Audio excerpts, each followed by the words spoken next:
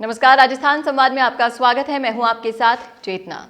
खबरें तो आप बहुत देखते होंगे, लेकिन खबरों को गहराई से जानने के लिए हमारे चैनल को लाइक एंड सब्सक्राइब करें और बेल आइकन को दबाएं। आज हम बात करेंगे राजस्थान की सबसे दिलचस्प सीट सीकर लोकसभा सीट की, जहां हार जीत का गणित पूरी तरह से जातियों के वोट बैंक के मूड पर टिका हुआ रहता है।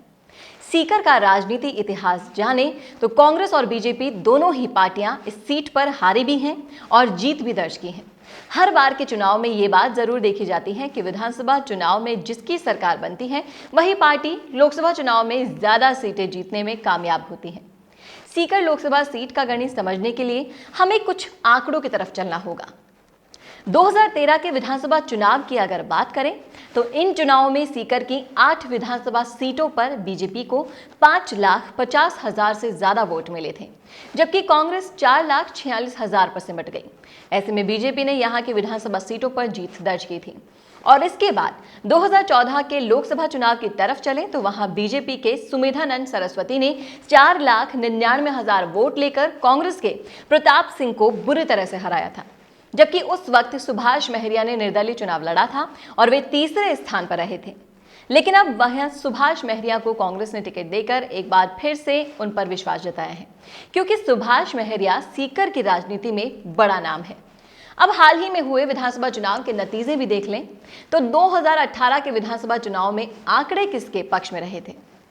2018 के विधानसभा चुनाव में सीकर की 8 विधानसभा सीटों पर बीजेपी को 5,07,000 और कांग्रेस को 5,92,000 से ज्यादा वोट मिले थे। ऐसे में कांग्रेस ने सीकर को 85,000 वोटों से जीत लिया था। अपनी एक शॉर्ट फिल्म बनाना चाहता हूँ, लेकिन कोई प्रोड्यूसर नहीं मिलता जो इतने पैसे लगा सके। एक्टिंग करने की ख्वाहिश तो है, लेकिन मुंबई में जाना, स्ट्रगल करना और स्ट्रगल करते करते अपनी सारी सेविंग्स को गंवा देना, ऐसा नहीं चाहते। क्रिएटिव तो हूँ, लेकिन उस क्रिएटिविटी को दिखाने का मौका नहीं मिल रहा। अगर आपको भी ये सारी परेशानियां परेशान करती हैं तो समझिए आपकी परेशानी हुई खत्म। ज़्यादा जानकारी के लिए कॉल कीजिए।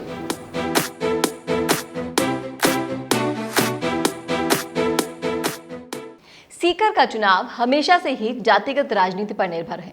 इस बार भी कांग्रेस और बीजेपी ने ऐसे उम्मीदवारों को मैदान में उतारा है जो सीकर की राजनीति की रीढ़ की हड्डी से कम नहीं है। बीजेपी ने एक बार फिर से मौजूदा सांसद सुमेधानंद सरस्वती और कांग्रेस ने सुभाष महरिया को टिकट दिया है।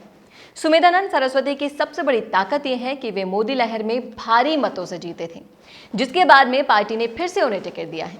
लेकिन उनकी कमजोरी ये है कि फिलहाल राजस्थान में कांग्रेस की सरकार है और उनके सामने सुभाष महरिया को खड़ा किया गया है, जो 3 बार लोकसभा चुनाव जीत चुके हैं।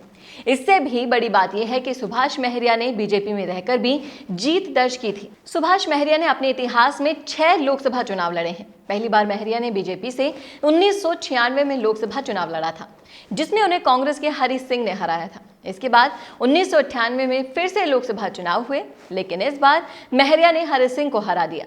1999 में सुभाष महरिया ने फिर से जीत दर्ज की। ये सुभाष महरिया की लगातार दूसरी जीत थी। इसके बाद 2004 में सुभाष महरिया ने जीत की हैट्रिक लगाते हुए सीकर की राजनीति में नया रिकॉर्ड बनाया। उस वक्त नारायण सिंह को सुभाष महरिया ने भारी मतों से हराया, लेकिन 2009 के चुनाव में सुभाष महरिया को हार का सामना करना पड़ा। महादेव सिंह ने सुभाष महरिया को बड़े अंतर से हराया। 2014 में 1,88,000 वोटों से सुभाष महरिया फिर से हार गए, लेकिन इस बार फिर कांग्रेस ने अपने सुभाष महरिया को टिकट देकर चुनावी मैदान में उतारा है। अब ऐसे में सीकर लोकसभा सीट का गणित वाकई में बड़ा दिलचस्प हो चला है। ऐसे में अब चर्चाएं भी ये शुरू हो गई है कि आखिरकार किसे जीत मिलेगी और किसे हार।